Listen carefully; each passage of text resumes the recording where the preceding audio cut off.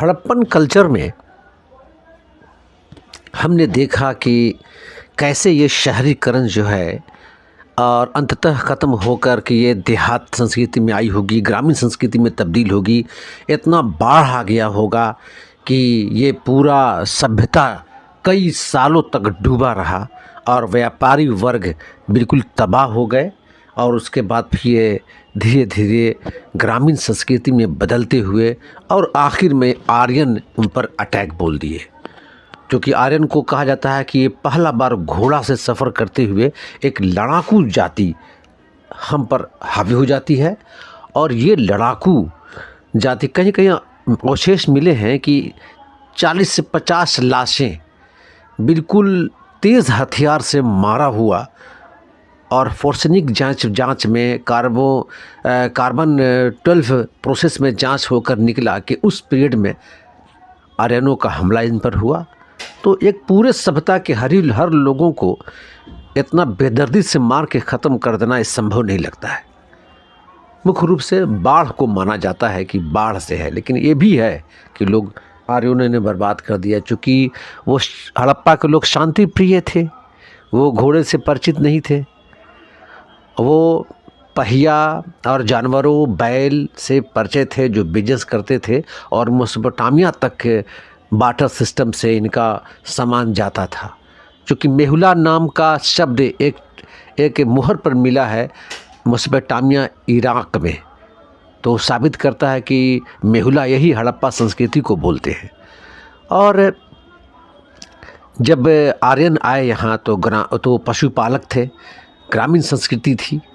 और कई नदियाँ, जैसे कि ऋग्वेद में सब नदियों का बयान है, कई बार कंपटीशन में भी पूछता है कि यमुना का कितना बार ऋग्वेद में चर्चा है, एग्ज़ाम में आता है। गंगा का 1 बार वर्णन है, जबकि इतनी पवित्र नदी है ये गंगा, 1 बार है। यमुना का 3 बार है। इस तरह से सबसे पवित्र नदियों में सरस्वती का माना जाता है कि सरस्वती नदी के तट पर ही ऋग्वेद को लिखा गया, जिसमें कई विदुषी महिलाएं भी उस वक्त बहुत ज़्यादा चर्चित और बहुत आदरणीय थीं, जैसे घोषा, अपाला, सिक्ता, ये सब जो हैं उस वक्त विदुषी थीं जो ऋग्वेद में लिखने का उनका भी योगदान रहा है। और इस तरह से आर्य युग में यानी वैदिक युग में आपको अफ़गानिस्तान में एक नदी है जिसको कुर्रम नदी आज भी बोलते हैं। एक काबुल नदी है अफ़गानिस्तान में, जिनका वैदिक में वर्णन है कि कुर्रम नदी को कुम्भरू बोलते हैं वो, और काबुल को कुब्भरा बोलते हैं।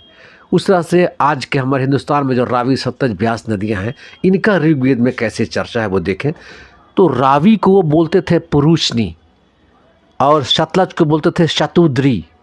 इस तरह से वो झेलम नदी को बोलते थे वितस्ता।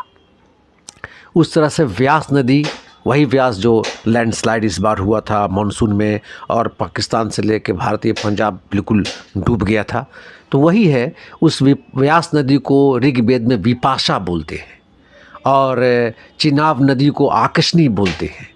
और जब नदियों की चर्चा हुई तो ऋग्वेद में बिहार की भी नदियाँ कुछ हैं, जैसे फल्गु नदी को निरंजना नदी बोलते हैं। तो निरंजना नदी का भी शब्द है जो वेदों में आया है।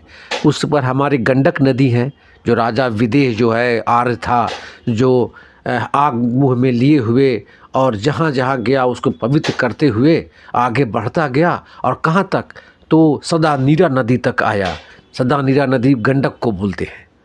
आज भी गंडक जो है हिमालयन रिवर्स में आती है और गंडक में सालों भर पानी बहते रहता है। और सब नदियाँ जैसे कि सोन नदी है ना, सब सूख जाती हैं, पहाड़ी नदियाँ, पठारी नदियाँ, पर हिमालय से अधिकतर नदियाँ जो निकलती हैं वो सालों भर बहती हैं। उसमें आपको सदा नीरा नदी, गंडक जिसको बोलते हैं, वो भी काफ़ी गहरी नदी है और ये बिहार के आपको उत्तरी बिहार में ये पाई जाती है। तो इन नदियों का चर्चा था, तो घुमा फिरा करके इन नदियों का नाम भी कि पुराने प्राचीन वैदिक पीरियड में नदियों का क्या नाम था, ये भी सवाल पूछते रहते हैं। और आम आदमी के लिए भी ये एक जानकारी की विषय है कि भाई विपाशा आज भी लड़कियों का नाम रखे जाते हैं।